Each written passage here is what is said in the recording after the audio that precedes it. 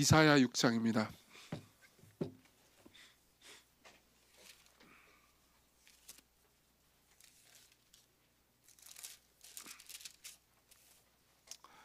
이사야 6장 1절부터 8절인데요.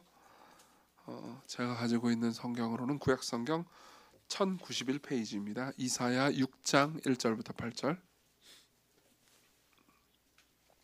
제가 여러분들을 위해서 읽어드리도록 하겠습니다. 하나님의 말씀을 들으십시오. 우시야 왕이 죽던 해 내가 본즉 주께서 높이 들린 보좌에 앉으셨는데 그의 옷자락은 성전에 가득하였고 스랍들이 모시고 섰는데 각기 6날개가 있어 그 둘로는 자기의 얼굴을 가리었고 그 둘로는 자기의 발을 가리었고 그 둘로는 날며 서로 불러 이르되 거룩하다 거룩하다 거룩하다 만군의 여호와여 그의 영광이 온 땅에 충만하도다 하더라. 이같이 화답하는 자의 소리로 말미암아 문지방의 터가 요동하며 성전의 연기가 충만한지라. 그때 내가 말하되 화로다 나여 망하게 되었도다. 나는 입술이 부정한 사람이요 나는 입술이 부정한 백성 중에 거주하면서 만군의 여호와이신 왕을 배웠음이로다 하였더라.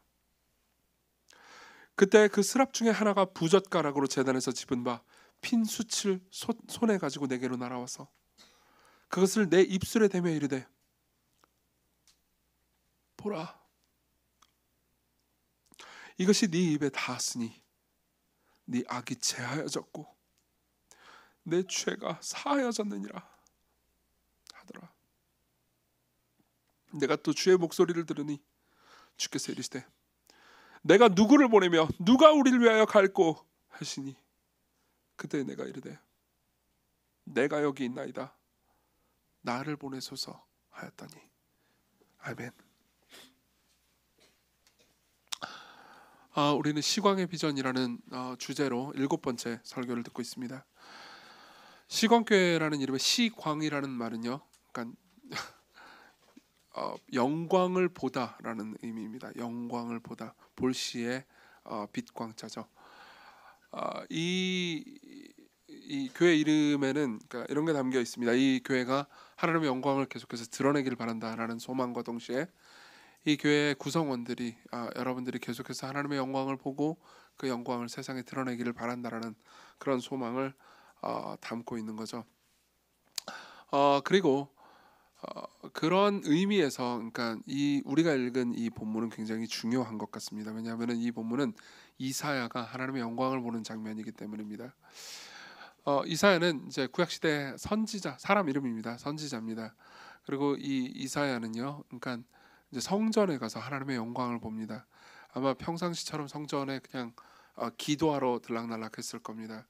그리고 기도하러 들락날락하는 과정 중에 좀 약간 어둡고 두려운 시기를 경험했을 겁니다. 왜냐하면 1절에 보면요, 우시야 왕이 죽던 해라고 말하거든요.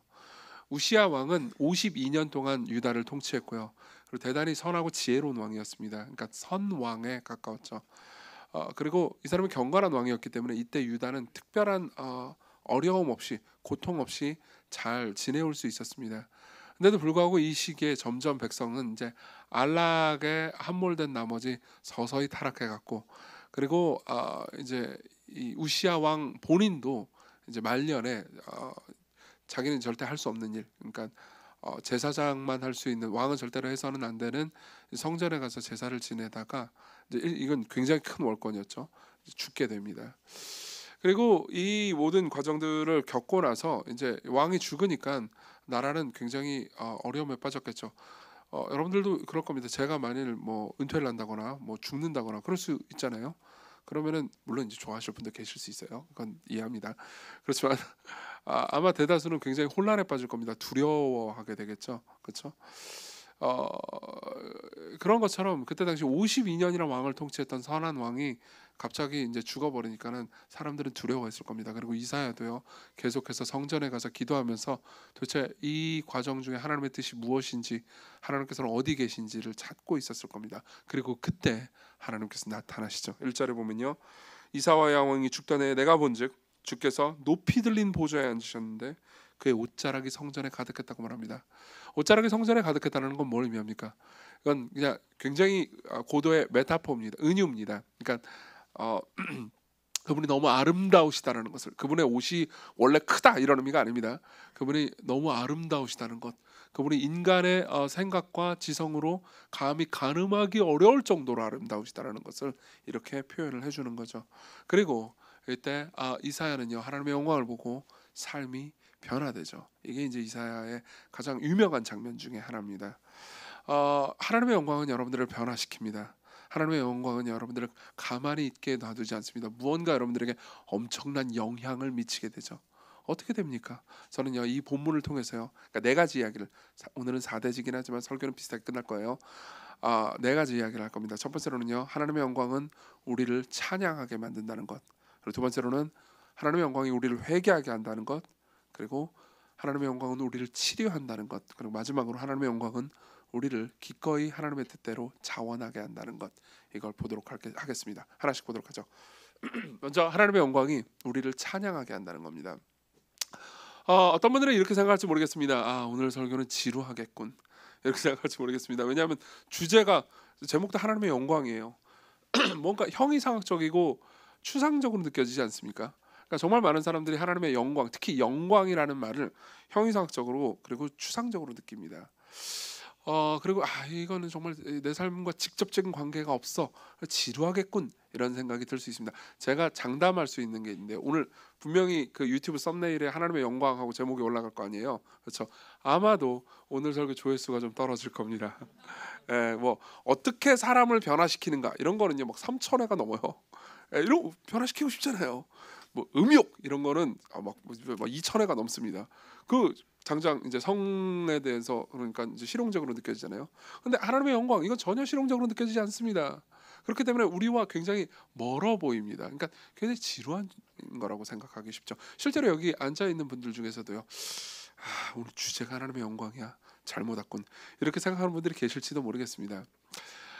저는요, 설교를 여러분들에게 할 때 오늘 적용이 있을 겁니다. 염려하지 마십시오. 적용이 있을 건데요, 종종 설교 때 적용을 아예 안 했으면 좋겠다 하는 충동에 사로잡힐 때가 꽤 있습니다. 그리고 실제로 여러분들에게 설교할 때요, 1년에 한두 번은 아예 적용을 안 해버리는 설교를 할 때가 있습니다. 이유가 있어요. 종종요, 하나님의 영광은요, 그냥 그 영광을 바라보는 것만으로도 우리를 변화시킬 때가 있습니다. 그러니까 이런 거죠. 우리에는 뭐 이런저런 근심들과 해결해야 되는 문제들이 있습니다. 그리고 이 문제들을 해결하고 어떻게 하면 해결할 수 있을까? 나는 지혜를 얻고 싶다 그래가지고 이 자리에 나와 앉아 있습니다. 그래서 지혜를 얻고 뭔가 위로를 받으면 좋은 거죠. 근데 그런 일이 전혀 없이 그냥 하나님을 볼 때가 있습니다. 그냥 하나님이 어떤 분이신지를 만날 때가 있습니다. 그리고 나서 이 모든 영광을 보고 나서 내가 원래 가지고 있던 문제가 문제처럼 아예 느껴지지도 않는 걸 하고 생각할 때도 있습니다. 저도 신앙생활 가운데서 그런 경험들을 많이 했습니다. 왜냐하면요, 하나님은 여러분들의 문제나 상황을 다 덮어버릴 정도로 크신 분이기 때문입니다. 그만큼 하나님의 영광이 여러분들에게 중요합니다. 사실요, 영광 혹은 거룩, 우리 3절에 보면 거룩이 나오잖아요. 거룩이라는 개념은 그러니까 어떤 의미에서 흔한 겁니다. 많은 사람들은 영광 혹은 거룩, 이 개념이 지루하고 뭔가 이렇게 종교적이고 이런 거라고 생각하지만요, 여기 있는 천사들을 보십시오. 자, 2절부터 보겠습니다. 2절부터 보면요, 스랍들이 모시고 섰는데 각기 6날개가 있어 그 둘로는 자기의 얼굴을 가렸고 그 둘로는 자기의 발을 가렸고 둘로는 날며. 여러분, 이 스랍은요, 그러니까 이 히브리어로는 세라핌이라고 되어 있습니다. 세라핌이라는 말 들어보신 적이 있습니까? 저희 딸들이 나온 유치원 이름이 세라핌 유치원이에요. 진짜예요. 천사를 같다는 거죠. 그리고 정말 많은 사람들이, 제가 그 세라핌 유치원을 갈 때 거기 천사들이 막 그려져 있었습니다. 여러분들이 천사 하면 생각하는 거는 날개 2개를 달고 이렇게 파닥거리면서 날아다니는 그 흰 그 머릿속에 그 원 같은 거 이렇게 돌고 다니는 그런 애들을 상상할 겁니다. 그렇지만 성경의 천사는 그렇지 않습니다. 일단 날개가 6개예요. 그리고 많은 학자들은요, 이 6개의 날개도, 그러니까 실제로 6개를 물리적으로 달고 있는 것이 아닐 거라고 생각하는 경우가 많습니다. 뭐냐면은 이제 이게 일종의 은유라는 거죠. 이것도 2개는 얼굴을 가리고 2개는 발을 가립니다. 이게 무슨 의미인지는 좀 이따 설명해 드리겠습니다. 근데 어쨌든 간에 이 천사들이 있습니다. 그리고 확실히 이 천사들은 절대 지루해 보이지 않습니다. 3절을 봅시다. 더 서로 불러 이르되 거룩하다 거룩하다 거룩하다 만군의 여호와여, 그의 영광이 온 땅에 충만하도다. 굉장히 기뻐하고 있습니다. 무언가 찬양하고 있습니다. 서로 부른다는 건요, 교창을 한다는 의미입니다. 그러니까 한쪽에서 찬양하면 한쪽에서 질세라, 나도 하나님을 찬양할 거야. 아니 네가 하나님을 찬양한다고 나는 더 찬양할 거야. 그러면서 서로 마치 경쟁하듯 교창합니다. 그러면서 하나님의 영광을 보면서 반해 있고 매료되어 있고 그 안에서 푹 빠져 있습니다. 계속해서 노래하고 있죠. 절대 이들은 지루해 보이지 않습니다. 사실요, 영광 혹은 거룩이라는 개념은 여러분들의 일상에서 그렇게 멀리 떨어진 개념이 아닙니다. 저는 어제 결혼식장에 갔고요. 결혼식장에 갈 때 보통 여러분들이 느끼는 때가 있지 않습니까? 신랑의 남동생이 굉장히 잘생긴 거예요. 그래서 저한테 끝나고 나서 많은 사람들이 와서 신랑의 남동생이 정말 잘생겼다는 걸 보셨어요? 라고 저한테 얘기해 주더라고요. 저도 봤죠. 전 남자인데 남자가 봐도 잘생겼더라고요. 여러분들은 뭘 본 겁니까? 영광을 본 겁니다. 뭔가 번쩍이는 광휘를 본 겁니다. 그렇죠? 삶에서 이런 경우는 흔히 있지 않습니까? 아마 오늘도요, 여러분들 소그룹 모임마다 제발 이런 일이 발생하기를 바랍니다. 누군가를 쳐다보면서 영광을 보게 될 겁니다. 약간 이렇게 빠지는 거죠. 살짝 반하는 거죠. 대쉬하세요. 저는 마음이 활짝 열려 있습니다. 어쨌든 그건 중요한 게 아니고요. 영광은요, 단순한 개념이 아닙니다. 영광이라고 번역된 히브리어 카보드는요, 무겁다라는 의미를 가지고 있습니다. 그리고 그 의미는 사실 거룩이라는 개념과 일맥상통합니다. 거룩 역시 그러니까 구분되다, 구별되다라는 의미를 가지고 있습니다. 자, 이게 확 와닿지 않기 때문에 여러분들에게 설명을 하나 해드리겠습니다. 우리 교회는요, 어렸을 때부터 신앙생활을 어렸을 때부터 이제 모태신앙으로 자라다가 오랜 기간 동안 신앙을 제대로 가지지 못하다가 여기 와서 이제 신앙을 가지게 된 사람들이 있습니다. 정말 많은 사람들이 이렇게 이제 삶을 살아옵니다. 어렸을 때부터 부모님이 이제 신앙이 있으니까요, 그냥 교회를 왔다 갔다 다닙니다. 그리고 교회를 왔다 갔다 다닐 때는요, 엄마가 이제 교회 가라, 예배 드려라 하는 모든 것들을 잔소리로 여깁니다. 그러다가 20살이 돼요. 그리고 자아가 이제 확고해지고요. 그리고 이제 부모님께 이렇게 쉽게 거부할 수 있는 나이가 됩니다. 그럼 어떻게 하죠? 교회를 더 이상 가지 않습니다. 교회를 안 가면은 엄마가 뭐라고 말하나요? 제발 좀 교회를 가라. 근데 이제 이때는 용돈으로도 20대 초반까지는 용돈으로 되나? 어쨌든 뭐 용돈으로도 뭐 이런저런 걸로도 잘 안 꼬셔지니까요. 그러니까 교회 가라 뭐 예배를 드려라 하는 모든 말들이 어떻게 들리죠? 잔소리로 들리죠. 그래서 잔소리 좀 그만해 엄마! 이렇게 되는 거죠. 그 모든 교회 가라 혹은 예배를 드려라는 무슨 말이죠? 가볍습니다. 그냥 가벼운 말이에요. 그러나 보십시오. 그 엄마가요, 병에 걸려서 일찍 죽습니다. 그리고 죽기 바로 직전에 아들에게 혹은 딸에게 내가 죽기 전에 너한테 하고 싶은 유언이 있단다. 나는 이제 좀 있으면 죽겠지만 천국 가서 그리스도 안에 품에서 쉬겠지만 난 네가 너무 염려가 된단다. 제발 교회를 가서 복음을 듣고 예수님을 믿었으면 좋겠다 라고 유언을 했다고 합시다. 물론 여러분들 중에서는 뭐 그래도 나는 교회를 안 갈 거야 라고 선택하는 분들이 계실지 모르겠습니다. 그러나 그 말은요, 더 이상 가볍지 않죠.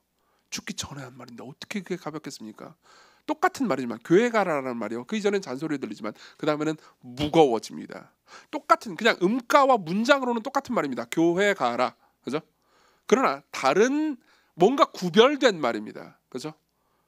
무겁다라는 의미가 영광이라는 뜻이고요. 그리고 거룩이라는 단어는요, 구별된다는 말입니다. 이 말은요, 그러니까 죽기 전에 유언으로 남긴 이 말은요, 구별된 말이고 무거운 말이죠.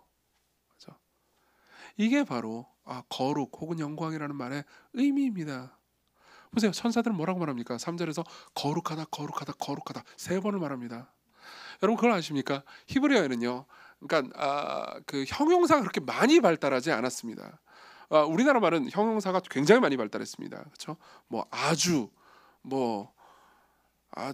말고 제가 아는 형용사가 별로 없어요. 굉장히, 열나 뭐 이런 게 있잖아요. 그렇죠? 뭐 좋아, 뭐 열나 좋아 이러면 앞에 형용사를 쓴 겁니다. 그렇죠? 근데 히브리어에서는요, 그런 방식의 형용사 그렇게 우리나라처럼 다채롭거나 많지 않습니다. 근데 무언가를 강조할 때는요, 같은 단어를 2번 쓰는 방식으로 강조할 때가 많습니다. 예컨대요, 창세기 14장에 보면요, 우리나라 말로는 깊은 구덩이라고 번역된 단어가 있습니다. 근데 실제로 히브리어에는요, 구덩이라고 되어 있습니다. 구덩이를 2번 반복하는 거예요. 그걸로 깊다라는 것을 표현해 주는 거죠.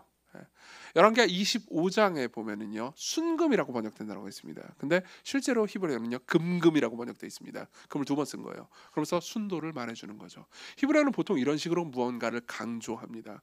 그리고 이런 강조요법들이 특히 구약성경에 굉장히 많이 나와 있거든요. 근데 그렇게 많이 나오는데도 불구하고 세 번을 쓰는 경우는 하나님에게 쓰는 경우 외에는 없습니다. 왜 세 번을 쓸까요? 왜 하나님을 향해서 거룩하다라는 말을 세 번이나 쓸까요? 완전히 거룩하다는 겁니다. 그 어떤 것도 이분과 비할 것은 없다라고 말하는 거죠. 세상에서 내가 반하고 매력적이라고 느끼는 그 어떤 것도 이분보다 더 매력적이고 반할 만하고 매료될 만한 존재가 없습니다. 그렇기 때문에 두 번 쓰지 않습니다. 세 번 쓰죠. 물론 이것은 이런 의미도 가지고 있습니다. 우리가 믿는 하나님은요 성부와 성자와 성령 삼위로 한 분이신 분입니다. 그렇기 때문에 세 번 쓴 것도 있습니다. 그런데 한편으로는 그렇지만 또 다른 한편으로 이분이 워낙 너무 거룩하고 위대한 분이기 때문에 그러니까 이 천사들이요 거룩하다 이렇게 세 번을 이야기를 하는 거죠. 자, 이게요 여러분들이 영광을 보는 것을 설명해 줍니다. 무슨 말이냐면요 이런 거죠. 이사야는요 그냥 평상시처럼 성전을 갔을 겁니다. 이사야는 그냥 늘 하루에 세 번씩 성전을 갔을 겁니다. 그래서 성전에 가가지고 기도하는 거죠. 근데 어느 날 성전에 갑니다. 거기에는 아무도 없어요. 그리고 갑자기 하나님이 등장하십니다.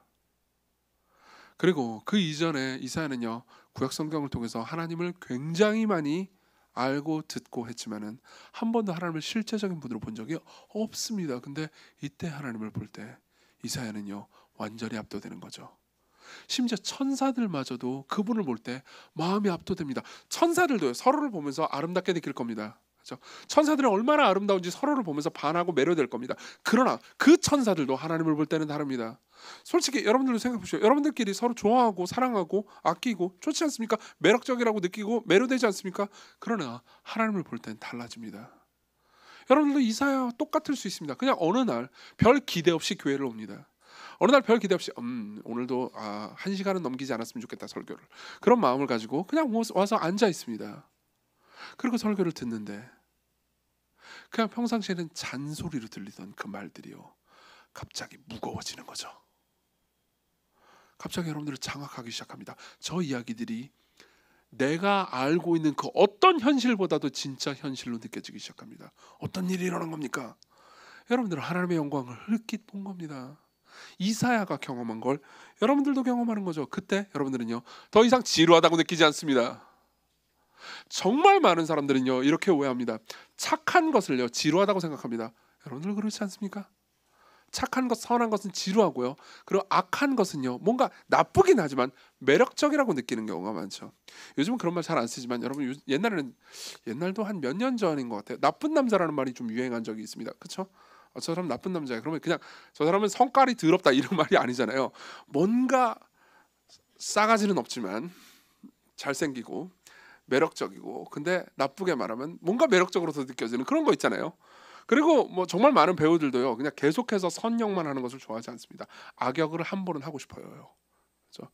악역은요 매력적이거든요. 자신의 매력을 발산하기 훨씬 더 좋은 역할이기도 하거든요. 여기는 어떤 생각이 있습니까? 악은 매력적이고 선은 지루하다라는 생각이 숨겨져 있죠. 네, 인간의 창작물 가운데서는 실제로 그렇지 모릅니다. 그렇지만요 실제는 다릅니다. 시몬드 베이유라는 사람이 있습니다. 이 사람은 프랑스의 철학자이기도 하고 그리스도인이기도 했습니다. 이 사람은 인간의 문화와 예술 그리고 소설에 대해서 아주 깊이 연구했습니다. 그러고 나서 이런 결론을 내립니다. 들어보십시오. 상상의 악은 그러니까 소설이나 영화나 이런 데서 나오는 상상의 악 있잖아요.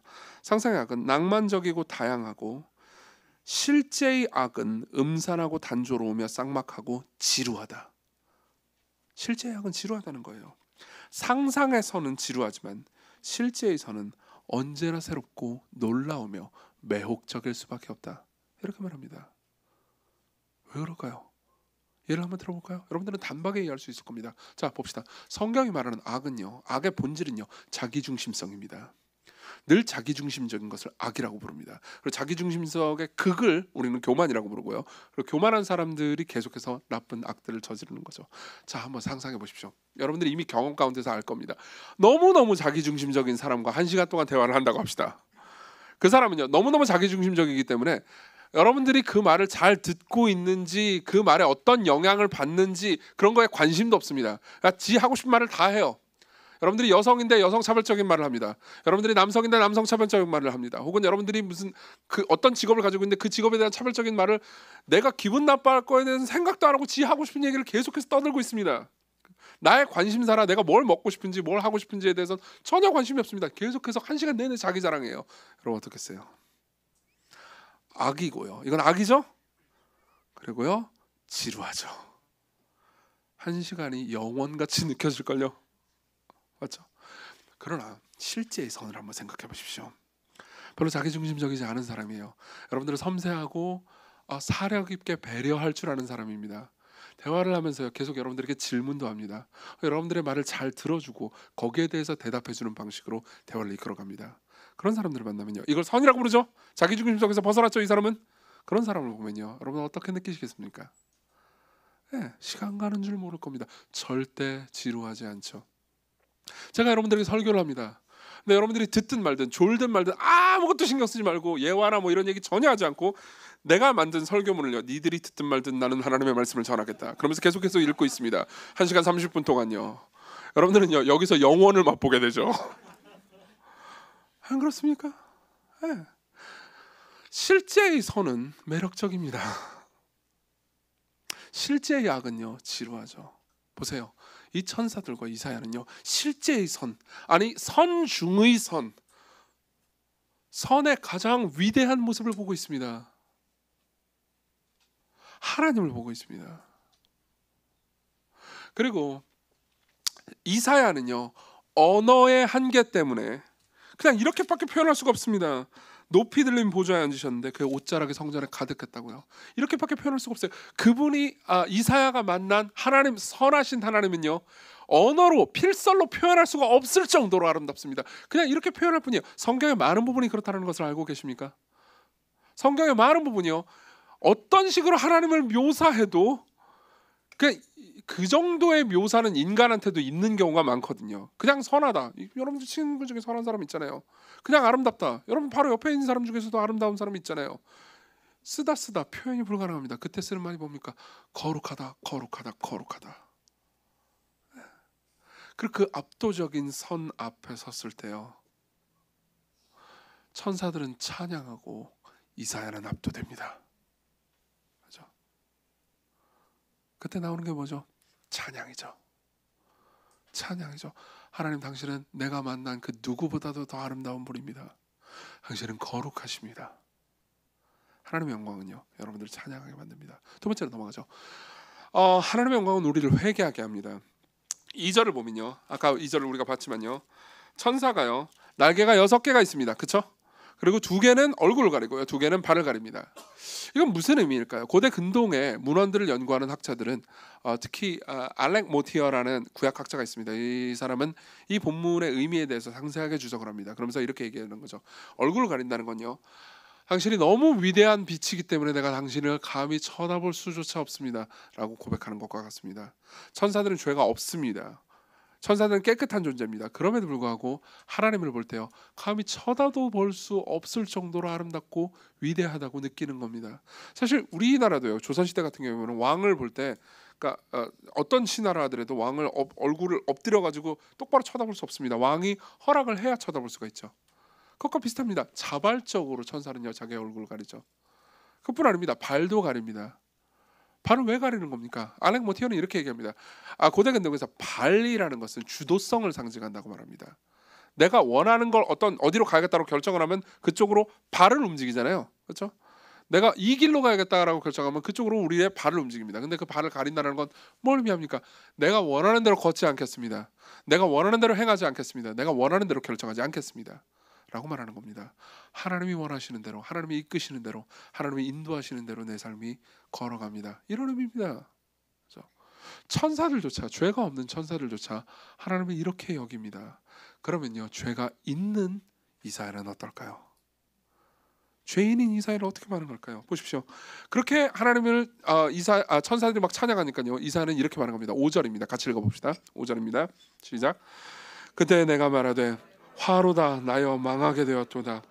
나는 입술이 부정한 사람이요 나는 입술이 부정한 백성 중에 거주하면서 만군의 여호와이신 왕을 배웠음이로다 하였더라. 이사야는 죄책감을 느낍니다. 화로다 나여 망하게 되었도다. 절대적인 선, 절대적인 아름다움, 절대적인 깨끗함을 볼 때 자기 자신의 죄를 인식하게 되는 거죠. 여기 계신 분들 중에 어떤 분들은 이런 생각을 하시는 분들이 계실지 모르겠습니다.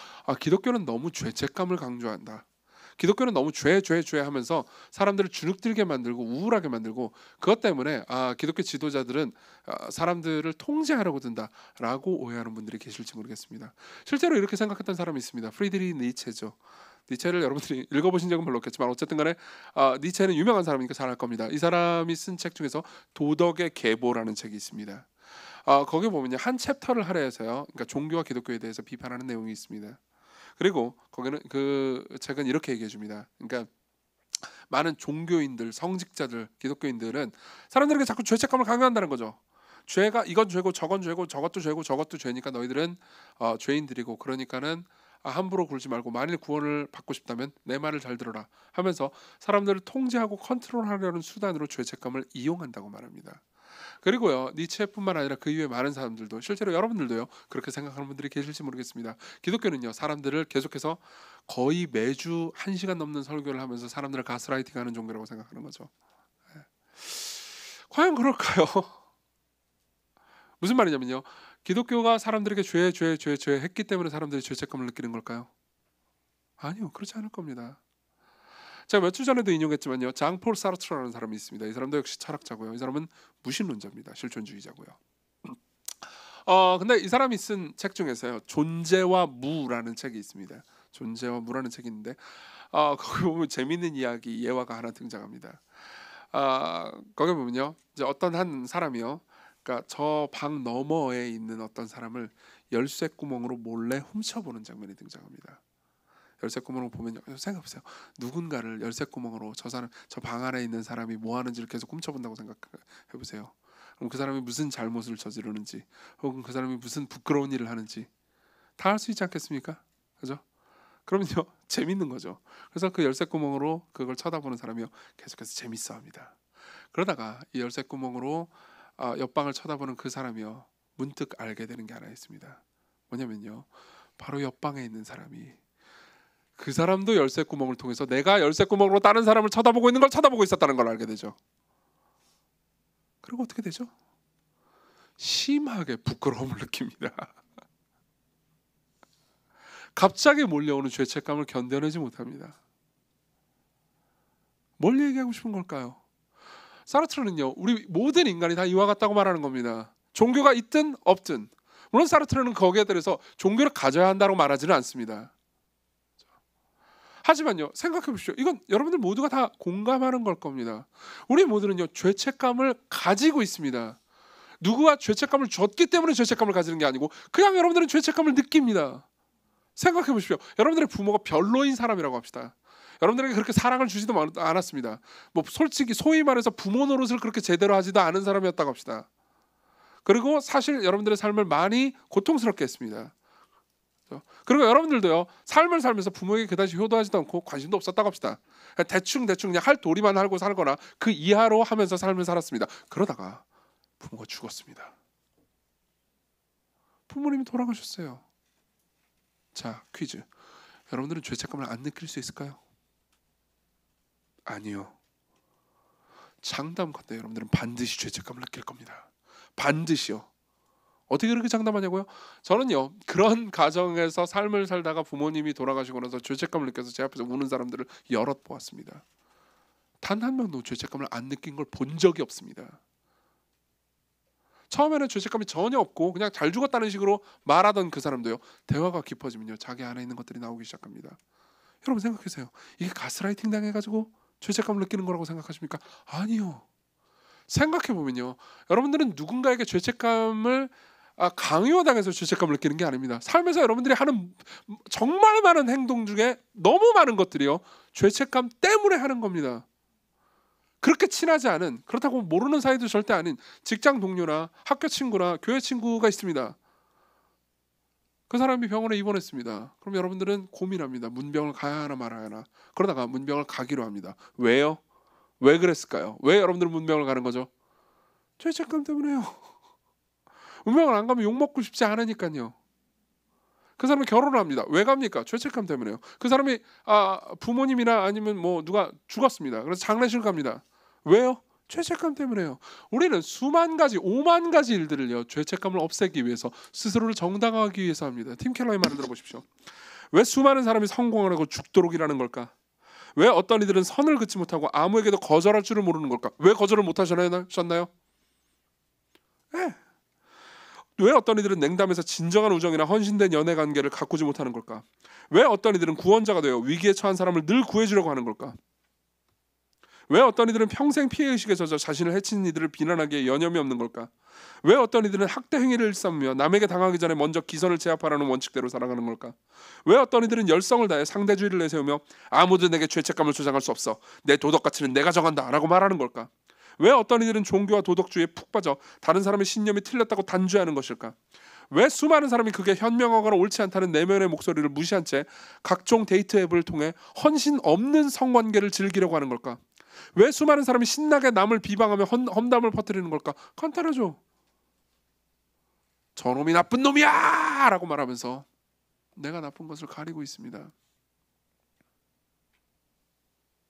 그걸 통해서 스스로 정당화하는 거죠. 왜 그랬을까요? 죄책감 때문에요. 핵심은 이겁니다. 여러분, 이것이 기독교와 다른 모든 종교의 가장 결정적인 차이점일 겁니다. 기독교는요, 여러분들에게 와가지고 이게 네가 무슨 죄를 졌고 무슨 죄를 졌고 무슨 죄를 졌으니까 너는 나쁜 놈, 이런 식으로 죄책감을 안겨주지 않습니다. 오히려요, 기독교는요, 하나님이 등장합니다. 보세요, 이사야가 영광스러운 하나님을 봤을 때 하나님께서 자, 이사야 일로 와봐, 네가 지금까지 사는 삶을 내가 다 봤거든, 네가 어디서 무슨 나쁜 짓을 했는지 내가 지금 다 여기 기록했다, 지금 하나씩 까보자, 그러면서 죄책감을 안겨다 주지 않았습니다. 이사야는요, 갑자기 거룩한 선을 봅니다. 다시 5절을 봅시다. 이사야는 뭐라고 말합니까? 화로다 나여 망하게 되었도다. 나는 입술이 부정한 사람이요, 나는 입술이 부정한 백성 중에 거주하면서 만군의 여호와이신 왕을 배웠음이로다. 왜 입술이 부정하다고 말할까요? 왜 자신이 죄인이라는 표현을 입술이 부정한다라는 표현으로 얘기할까요? 이거 그렇게 어렵지 않습니다. 유대 전통에 따르면요, 이사야는 왕족이었습니다. 예, 왕에 가까운 친척이었어요. 그리고 왕의 대변인이기도 했습니다. 무슨 말입니까? 이 사람은 말과 글에 능한 사람입니다. 66장에 걸친 이사야의 이야기를 쭉 보잖아요. 그럼요, 이사야는요, 대단한 달변가였을 뿐만 아니라 말에 아주 정통하고 능한 사람이라는 것을 알 수 있습니다. 그리고요, 저도 생각해보세요. 저도 매일 말하는 사람이란 말이에요. 말로 일을 하는 사람이란 말이에요. 자, 제가 뭘로 죄를 제일 많이 지을 것 같아요? 왜 이렇게 잘 알죠? 말이죠. 저는 늘 말로 죄를 저지릅니다. 그리고 이사야는요, 하나님께서 이사야에게 너는 말로 무슨 죄를 저지르는지 내가 말해주마, 이렇게 말하지 않았습니다. 보자마자 이사야는 절대적인 거룩을 보면서 자신이 초라한 죄인이라는 것을 바로 깨닫습니다. 사실 이거는요, 여러분들이 하나님을 보지 않아도 삶에서 종종 경험하는 일 중에 하나입니다. 여러분들은요, 여러분들보다 뛰어나고 탁월한 무언가를 보면서 갑자기 죄책감 혹은 부끄러움을 느끼는 구간들이 있습니다. 우리 교회는요, 정말 많은 분들이, 여기 중에 상당히 많은 분들이 지방에서 삶을 살다가 서울에 기회를 찾아 올라왔죠. 지방의 삶을 살다가 뭐 그런 분도 있고 아닌 분도 계시면, 여러분들은 스스로 알 때가 있습니다. 나는 똑똑하구나, 나는 예쁘구나, 나는 빠르구나, 나는 뛰어나구나. 그렇죠? 그리고 여러분들은 서울로 옵니다. 서울로 온다고요. 그럼 어떻게 되죠? 평범해집니다. 네. 평범해져요. 그때 여러분들이 하는 말이 뭐죠? 화로다 나여 망하게 되었도다. 아니었어요? 나는 우리 반에서 1등이었습니다. 그리고 좋은 대학교를 들어갔죠. 그리고 깨닫습니다. 화로다 나여 망하게 되었도다. 우리는요, 사람끼리도 대단히 탁월하게 예쁘거나 대단히 탁월하게 지능이 높거나 그리고 아주 탁월한 업적들을 행한 사람을 보면서요, 스스로를 초라해하고 부끄러워하는 경우가 있습니다. 그렇죠? 그 사람이 여러분들에게 아무 말도 하지 않았는데도 불구하고요, 속으로 생각하죠. 화로다 나여 망하게 되었도다. 그리고 그 모든 걸 지으신 분, 절대적인 거룩, 절대적인 위대함 안에 있는 분을 여러분들이 만날 때 여러분들이 무슨 생각이 들겠습니까? 성경을 여러분들이 샅샅이 정교하게 성경을 읽어내잖아요. 그러면요, 성경은 여러분들을 막 꾸짖고 괴롭히는 방식으로 죄책감을 주입하는 것이 아니라는 것을 알게 될 겁니다. 성경은 이런 식입니다. 베드로가 예수님을 만납니다. 예수님은요, 베드로를 부르시기 위해서 2번이나 그 이전에 찾아가신 적이 있습니다. 그래서 예수께서 3번째 베드로를 만나러 가십니다. 베드로는 물고기를 잡고 있었습니다. 예수께서 그 이전에 2번이나 불렀음에도 불구하고 베드로는 거절했습니다. 그리고 베드로가 물고기를 잡고 있을 때 밤이 새도록 물고기를 잡았지만 한 마리도 잡지 못했죠. 그것도 나름 기적이었어요. 그리고 예수께서 말씀하십니다. 배 오른편에 그물을 던져라. 그리고 베드로가 오른편에 그물을 던지자 수많은 물고기가 잡힙니다. 그리고 베드로가 뭐라고 말하는지 아십니까? 시몬 베드로가 이를 보고 예수의 무릎 앞에 엎드려 이르되 주여 나를 떠나소서 나는 죄인이로소이다. 예수님은 네가 무슨 죄를 저질렀다라는 말을 한마디도 하지 않으셨습니다. 그렇지만 베드로는 직감합니다. 이분이 도대체 누구길래 물고기를 명령하는가? 그리고 그때 알게 되죠. 자신이 어떤 존재의 부르심에 계속해서 거절하고 있었는지를. 여러분들에게도 똑같은 일이 발생합니다. 저와 여러분들에게도 똑같은 일이 발생합니다. 우리는 습관적으로 하나님의 말씀을 어깁니다.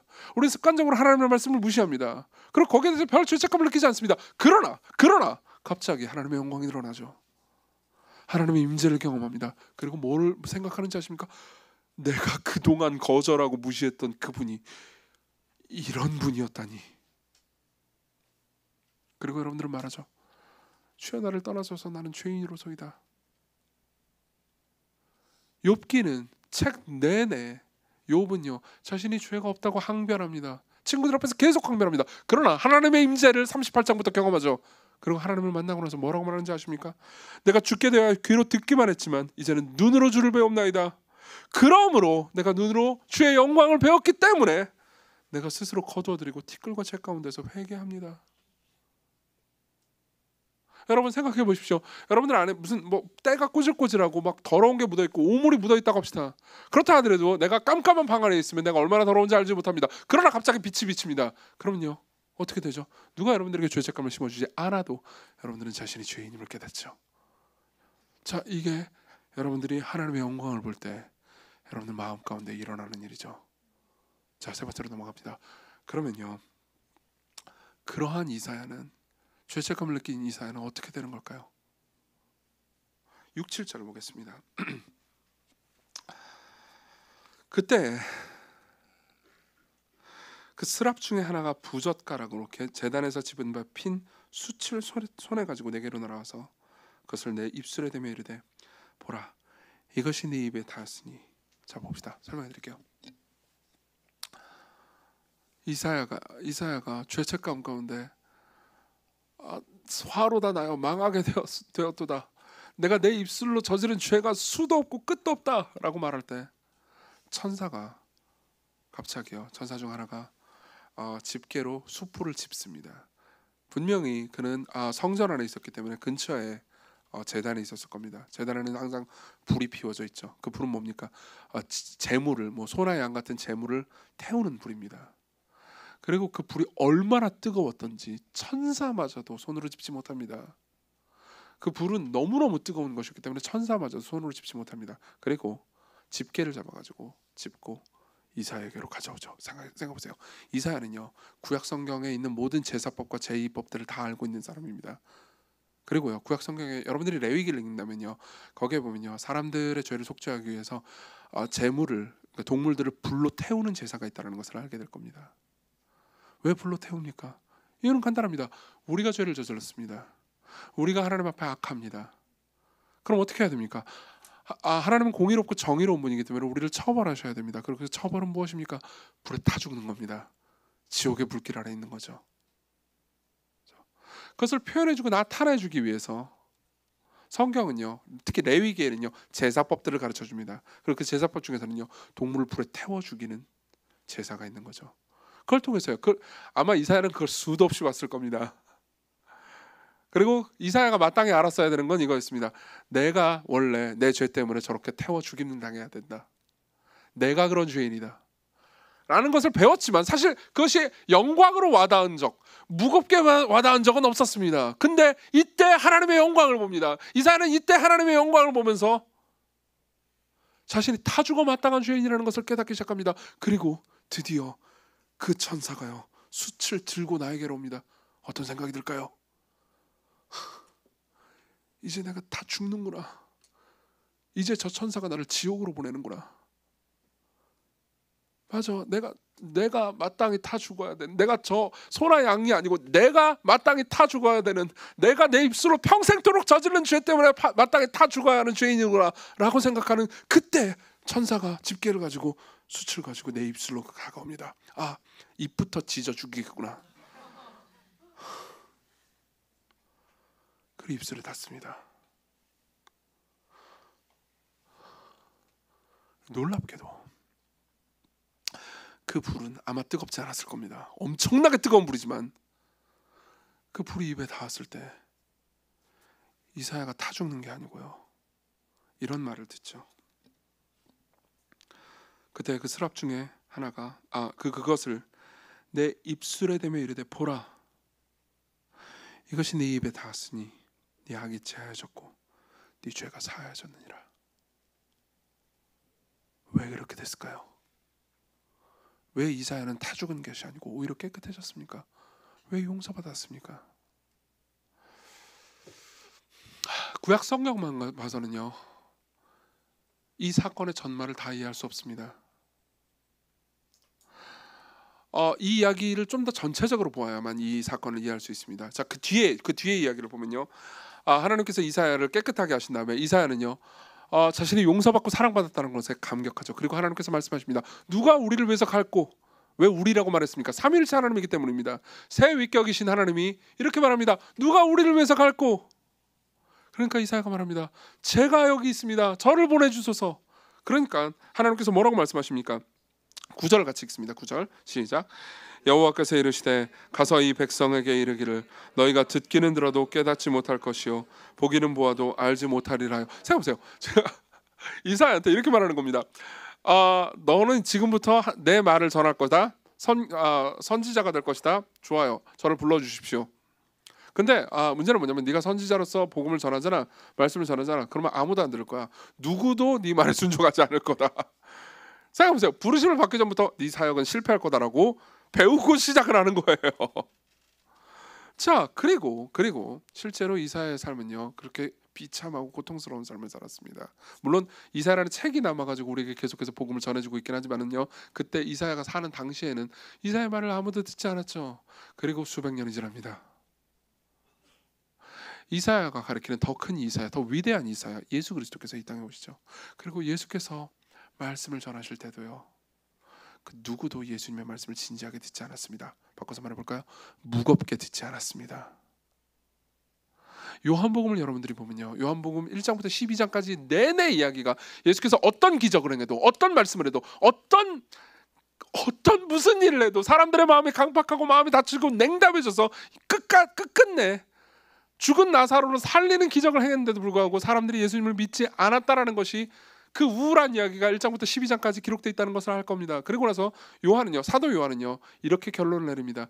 이사야에서 한 이 말씀 있잖아요, 이 말씀이 이루어진 거라고요. 사람들이 예수님의 말을 듣지 않는다고요. 그러면서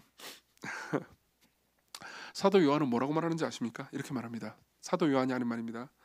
이사야가 이렇게 말한 것은 이사야가 주의 영광을 보고 주를 가리켜 말한 것이라. 주의 영광을 보고 주를 가리켜. 여기서 주가 누굽니까?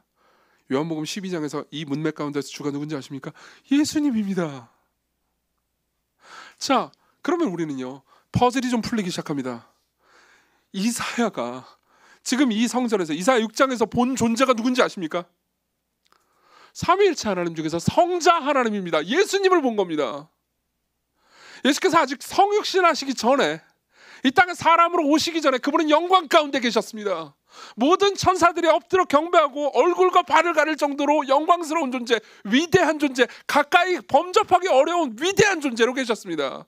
이사야는 이 예수 그리스도의 영광을요, 보자마자 그것도 정면으로 본 것도 아니고 흘낏 보자마자 두려움에 사로잡혀 화로다 나여 망하게 되었도다라고 말할 정도였습니다. 이 여호와의 사자, 이 예수님은요, 그 이전에 모세를 만난 적도 있고 아브라함을 만난 적도 있고 야곱을 만난 적도 있습니다. 누구든 그 하나님을 만났을 때 두려움과 그리고 무거움 가운데 사로잡혔죠. 그리고 자신이 죄인이라고 깨달았습니다. 그런데 이 하나님이요, 수백 년이 지나고 자신의 영광을 감추시고 이 땅에 오시죠. 자신의 영광을 죽이시고 사람들이 접근 가능한 형태로, 심지어 사람들이 만지고 해칠 수 있는 존재로 오셨습니다. 아기로 오셨어요. 그 아기가 성장하면서 계속해서 사람들에게 상처를 받고 버림을 받고 외면을 당하고, 그리고 결국 그분이 말씀을 전하시다가 십자가 앞으로 가시죠. 십자가가 무엇입니까? 여러분, 십자가의 본질이 무엇인지 아십니까? 하나님으로부터 버림받는 거였습니다. 하나님의 불, 하나님의 저주와 진노라는 불을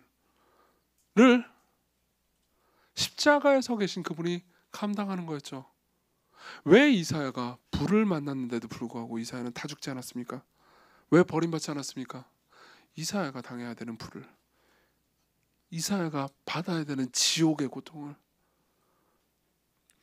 이사야가 본 그 영광의 하나님, 옷자락이 성전에 가득하고 이사야를 두렵게 만들고 이사야가 보자마자 나는 죄인이다, 화로다 나여 망하게 되었도다라고 말하게 만든 그 존재가 수백 년 후에 바로 그 존재가 아기로 오셔서 이사야를 위해서, 이사야가 마땅히 당해야 되는 지옥을, 이사야가 마땅히 당하는 불탐을 그분이 대신 경험하셨기 때문입니다. 그리고 그분의 죽으심과 부활 안에서 그분의 영광이 가장 찬란하게 빛나죠. 이미 이사야는요, 희미하게 이것을 알고 있었습니다. 정확히는 모르고 있었어요. 희미하게 알고 있었습니다. 왜냐하면요, 이사야 9장에 가잖아요. 그럼 그 존재가 아기로 올 것이 예언됩니다. 나중에 한번 9장을 보십시오. 제가 옛날에 설교한 적도 있습니다. 그리고 이사야 53장에 보면 뭐라고 말하는지 아십니까? 읽어드리죠. 그가 찔림은 우리의 허물 때문이요, 그가 상함은 우리의 죄악 때문이라. 그가 징계를 받음으로 우리는 평화를 누리고 그가 채찍에 맞음으로 우리가 나음을 입었도다. 이사야는요, 이 예언을 할 때까지만 해도요 자신을 대속해서 누군가 고통을 당할 것은 알고 있었지만, 자신을 대속해서 고통을 당할 그분이요, 자신이 성전에서 만난 그 영광스러운 분인지는 상상도 못했을 겁니다. 자신이 만난 그 영광스러운 분이 자기의 영광을 감추고 사람에게 오시죠. 여러분, 그걸 아십니까? 가장 영광스러운 분이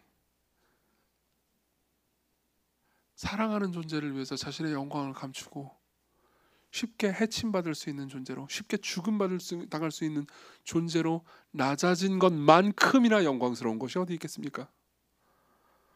가장 높은 분이 가장 낮은 존재와 영원을 함께하기 위해서 가장 낮은 존재처럼 된 것만큼이나 영광스러운 게 어디 있겠습니까? 보세요, 우리는요, 예수 그리스도를 통해서 하나님의 영광의 절정을 봅니다. 여러분들 중에 많은 분들은요, 어렸을 때부터 이 이야기를 들었을 겁니다. 여러분들이 정말 많은 사람들은요, 이 이야기가 지루하게 반복되는, 시간교회 올 때마다 설교에 요침되면 늘 나타나는 그냥 뻔한 이야기라고 생각할 겁니다. 이거는요, 엄마가 계속해서 밥 먹어라, 밥 먹어라, 밥 먹어라, 교회 가라, 교회 가라 하는 지루한, 뭐라고 할까, 잔소리와 비슷하죠. 그러나 제가 바라는 건 이겁니다. 주의 영이 우리 가운데 임하셔서, 저와 여러분들 가운데 임하셔서요, 이 이야기 중에서 어떤 분들은요, 제가 바라기는 여러분들 모두가요, 이 모든 이야기가 무겁게 들리기를 바라는 거죠.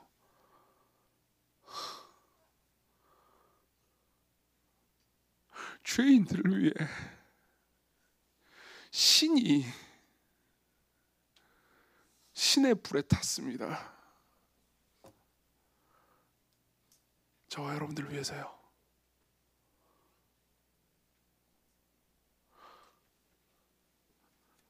여기서 여러분들의 죄책감도 사라지는 거죠.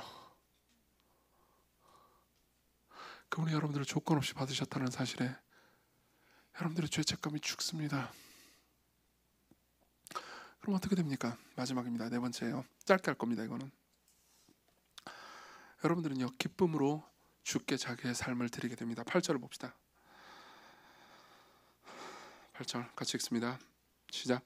내가 또 주의 목소리를 들으니 주께서 이르시되 내가 누구를 보내며 누가 우리를 위하여 갈고 하시니 그때 내가 이르되 내가 여기 있나이다 나를 보내소서. 보세요. 내가 원래 마땅히 불에 타 죽어야 하는데 나는 용서받았습니다. 나는 용납받았어요. 이사야 입장에서는요 우리는 알지만 이사야가 모르는 것이 있습니다. 이사야는요 자신이 어떻게 이렇게 용서받을 수 있는지 상상도 하지 못합니다. 그러나 우리는 알죠.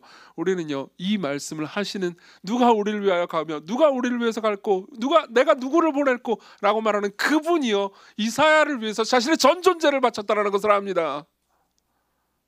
그리고 그것을 아는 사람은요 이렇게 말하죠. 아니 그것을 희미하게라도 아는 사람은요 이렇게 말합니다. 주여 제가 여기 있습니다. 저를 보내주십시오. 이게 뭘 의미합니까? 나는 지금까지 나를 위해서 살아왔습니다. 나는 자기중심적으로 살아왔습니다. 그러나 더 이상 나는 나를 위해서 살지 않습니다. 나라는 주인은 형편없는 주인이라서 내가 나를 위해서 살면 나를 망쳐버릴 겁니다. 그러나 당신은 내가 당신을 위해서 살 때 당신은 나를 위해 죽으신 분이기 때문에 나를 다스릴 나보다 훨씬 더 좋은 주인입니다. 그러니 나는 당신을 위해서 살겠습니다. 나를 보내소서. 나를 어디든 보내소서. 이제 내 발도 가리겠습니다. 천사들의 발이 가려졌던 것처럼 내 발도 내 뜻대로 움직이지는 않을 겁니다. 이게 뭘 의미하는지 아십니까? 여러분들에게 선교사로 가라는 얘기인가? 아니요. 물론 누군가는 선교사로 갔으면 좋겠습니다. 여러분들 중에서요. 그러나 여러분들이 지금까지 평상시 하는 일들, 모든 일들 있잖아요. 그 일들을요 주를 위해서 한다는 걸 의미합니다. 여러분들은 그동안 성공을 위해서 일해왔습니다. 그럼 어떻게 됩니까? 여러분들은 실패할 때 절망해버릴 겁니다. 여러분들에게 많은 사람들은요 인정을 위해서 일해왔습니다. 인정받을 땐 기쁘겠지만 인정받지 못하면 절망해버릴 겁니다. 그러나 하나님께서 예수 그리스도 안에서 여러분들은 영원히 인정하십니다. 그럼 여러분들은 뭘 위해서 일하겠습니까? 주를 위해서 일합니다. 그럼 어떻게 됩니까? 여러분들은 자유해지는 거죠. 여러분 이 자유를 맛보고 싶지 않으십니까? 이 영광을 보고 싶지 않으십니까? 그리스도께로 오십시오. 우리가 찬양을 불렀으면 좋겠습니다.